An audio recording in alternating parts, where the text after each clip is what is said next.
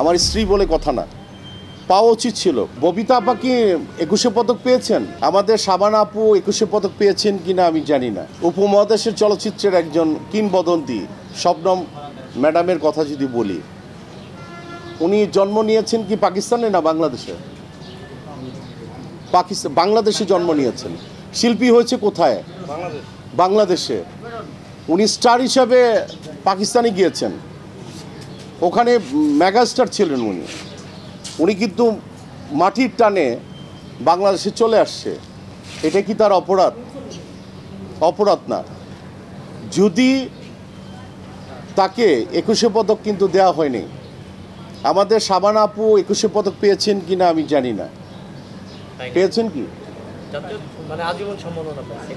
হ্যাঁ, 21 পদক পায়নি। তো 21 পদক পাওয়ার আগে যদি শাবানা আপা যদি না পায়, তাহলে আমার মনে হয় আমার মৃত্যুর প্রায় 50 বছর পরে বোধহয় আমার 21 পদক পাওয়া উচিত। হ্যাঁ, এবং ববিতা আপা কি 21 পদক পেয়েছেন? প্রশ্ন। এই ইনসার্টগুলি আমি নিতে চাই যে ওরা এক একজন বলছে যে পায়নি। কেন পায়নি? কি অপরাধ তাদের? ভিন্ন মতাবলম্বী কাজ যদি কেউ যদি করে থাকে, আমার একটা চয়েস থাকতেই পারে। আমি মোহামেডানের সাপোর্টার, কেউ আফগানি সাপোর্টার, কেউ অন্য দলকে সাপোর্ট করবে, এটা হতেই পারে।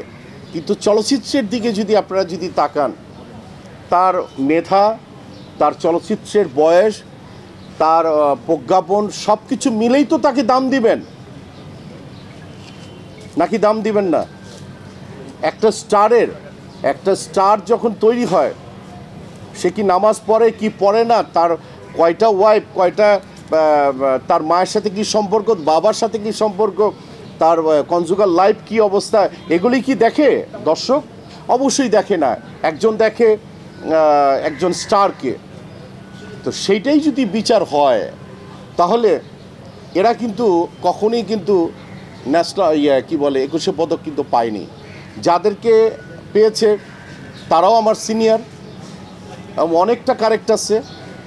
আবার একসময় আমি চিন্তা করেছি যে, আমি নাম বলবো না, আপনারা গেস করবেন কি করবেন না, এটা আপনাদের একান্তই ব্যক্তিগত ব্যাপার, যে চলচ্চিত্রে কাজ করেছেন, মিডিয়াতে উনি, টেলিভিশনে উনি স্টার সুপারস্টার।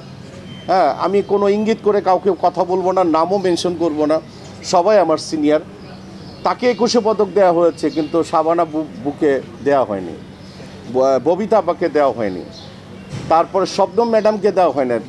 তার অপরাধ, সে পাকিস্তানের ছিল বিধায়, এটা তার অপরাধ। তো এই বিষয়গুলি আমাদের চোখের সামনে কিন্তু হয়েছে, কিন্তু আমার চোখের সামনেই হয়েছে। দেখুন, আমি বিক্ষিপ্তভাবে কিছু কথা বলবো, আপনারা সেটা আমার মনের কথাগুলি আজকে বলবো। আমি বিচারও দিচ্ছি না কারো, আমার আদালতও নাই, কোনো কিছুই নেই। আমি একজন শিল্পী হিসাবে আপনাদের ক্যামেরার সামনে আজকে আমি কিছু কথা বলবো। আমাদের চলচ্চিত্রে এই যে আজকে অনুদানের কথা বলেন, মৌসুমী যখন ইনু সাহেব মন্ত্রী ছিলেন, উনি এখন কারাবন্দী, ওনার টাইমে অনুদানের জন্য আমি মৌসুমী আমরা একটা জমা দিয়েছিলাম। আমাদেরকে বলা হয়েছিল যে 2 থেকে 3-এর মধ্যেই কিন্তু আমাদের এই ইয়েটা কি বলে স্ক্রিপ্টটা অবস্থান করবে। তখন আমি যদি ভুল না করি 10টা ছবিকে অনুদান দেওয়া হয়েছিল। একটা সময় গিয়ে আমরা জানতে পারি যে 10 তো দূরের কথা, 12-র মধ্যেও নাই মৌসুমীর ইয়েটা। কিন্তু মৌসুমী কিন্তু এদেশের জাতীয় কবি কাজী নজরুল ইসলামের উপরে কিন্তু মেহেন্দিগার বানিয়েছেন। পাওয়া উচিত ছিল, আমার স্ত্রী বলে কথা না, পাওয়া উচিত ছিল। আমার যদি সে যদি বন্ধু হতো, পাওয়া উচিত। আমি প্রশংসা করি